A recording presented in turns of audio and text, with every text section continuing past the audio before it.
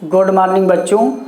आज मैं क्लास 12 जीव विज्ञान पढ़ाना है हमें, जिसमें पहला लेसन जो है क्या है, जीवों में जनन। तो जनन हर जीवों को क्या होता है, करना आवश्यक होता है। क्यों आवश्यक होता है? क्योंकि अपनी पीढ़ी को बढ़ाने के लिए। तो हर जीवजन, चाहे वो क्या हैं, पशु हैं या पक्षियाँ हैं या फिर मनुष्य हैं, सभी को क्या करते हैं, जनन करते हैं, जिससे उनकी संतानें आगे बढ़ती रहती हैं। तो वही हमने लिखा है कि जनन एक जैविक प्रक्रिया है जिसमें जीव अपने सामान क्या करते हैं, अन्य जीवों को जन्म देते हैं। और वो क्या होता है, जनन जीवों का प्रमुख लक्षण होता है। ठीक, तो जनन जो होता है कितने प्रकार होते हैं जीवों में? तो जीवों में जनन जो होते हैं कितने प्रकार होते हैं? जनन दो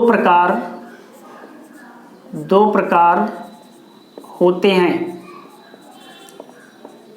नंबर 1 जो होता है क्या होता है, लैंगिक जनन।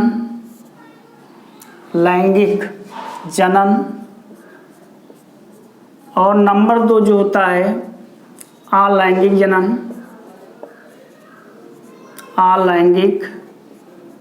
जनन। अब किसमें लैंगिक जनन होता है और किसमें अलैंगिक जनन होता है? तो जैसे आप जीव को देखते हैं कि कुछ जीव जो होते हैं एक लिंगी होते हैं और कुछ जीव जो होते हैं दो लिंगी होते हैं। अब एक लिंगी और दो लिंगी है क्या? तो जैसे आपने यहाँ लिखा एक लिंगी और यहाँ पर क्या लिखा, दो लिंगी।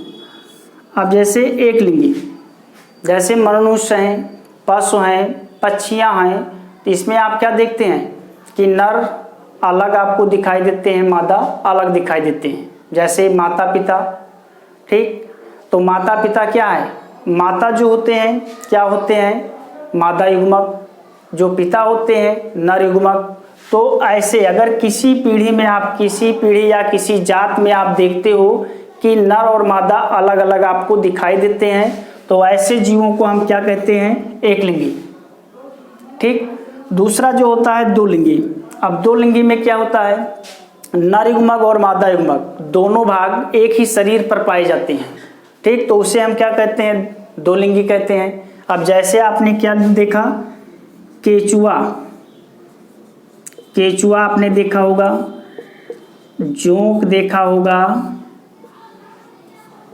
फीता क्रीम देखा होगा, अमीबा देखा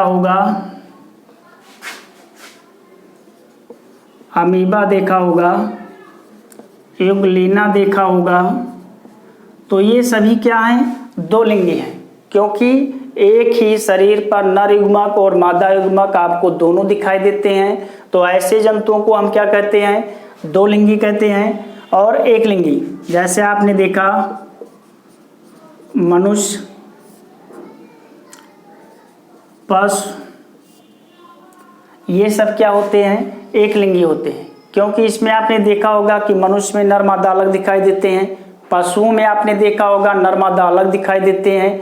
तो जिसमें पक्षी है, जो पक्षी में भी क्या आपने देखा कि कुछ पक्षियां जो होती हैं क्या होते हैं, नर मादा अलग होते हैं।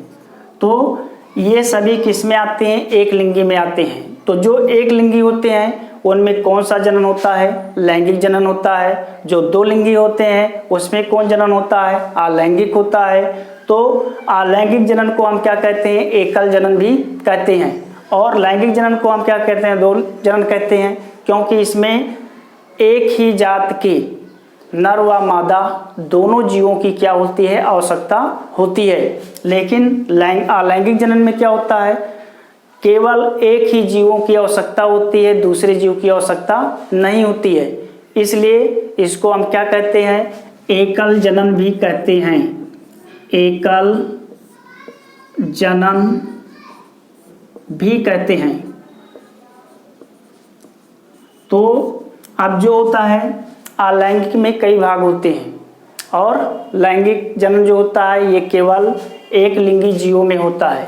ठीक, अब जनन जो होता है, जनन के बाद में क्या होता है, युग्मज का निर्माण होता है। और युग्मनज जो होते हैं, जैसे आपने पढ़ा होगा गुणसूत्र, गुणसूत्र। अब गुणसूत्र आपने पढ़ा होगा, तो गुणसूत्र सभी लोग जानते हैं कि गुणसूत्र की खोज सर्वप्रथम वैज्ञानिक W वाल्डेर ने किया था। ठीक, जो क्या होते हैं, हर जीवों के शरीर में पाए जाते हैं, चाहे वो पौधे हैं या फिर जीव हैं। जैसे अगर कोई पूछता है कि मनुष्य में कितने पाए जाते हैं, तो मनुष्य में आप लोगों को पता है 46 गुणसूत्रों की संख्या होती है। जैसे ये 46 क्या है, गुणसूत्रों की संख्या है, किसमें है, मनुष्य में है, मनुष्य में है। अब मनुष्य में ये नहीं कि नर में अलग है और मादा में अलग है, दोनों में 46 पाए जाते हैं। लेकिन क्या होता है, 46 में पुरुष में आपको दिखाया गया होगा आगे 10 में कि XY कहा जाता है, और स्त्रियों में क्या कहा जाता है, XX कहा जाता है। तो एक X, जैसे ये X और ये X, ये क्या है, नर गुणसूत्र, और ये क्या है, मादा गुणसूत्र। समझ में आया? तो X नर का और X मादा का क्या होते हैं, समान होते हैं। लेकिन दूसरा क्या होता है, नर में Y होता है और मादा में क्या होता है, X होता है। तो ये क्या हो गए, विपरीत हो गए।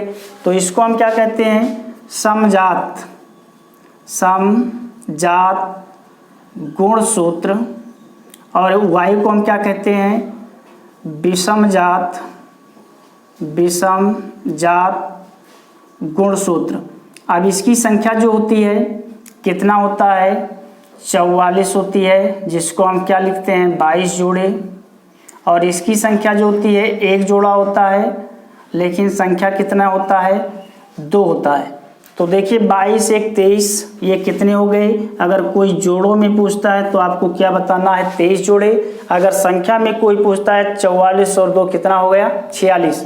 मतलब मनुष्य में 46 गुणसूत्र पाए जाते हैं। अब इसमें क्या है, उसी प्रकार माता में भी है। तो अगर क्या होता है, माता का युग्मक अगर क्या होता है, प्रबल होता है, तो वहाँ पर किसका निर्माण होता है, लड़की का निर्माण होता है। अगर पिता का युग्मक क्या होता है, प्रबल होता है, तो वहाँ पर लड़के का निर्माण होता है। तो आज मैं आप लोगों को इतना ही पढ़ाऊँगा। ठीक, अगर आप लोगों को मेरा वीडियो पसंद है तो लाइक ज़रूर करिएगा, जिससे मेरा हौसला और आगे बढ़े और आप लोगों को और पूर्ण रूप से विस्तृत वर्णन करूँ। धन्यवाद।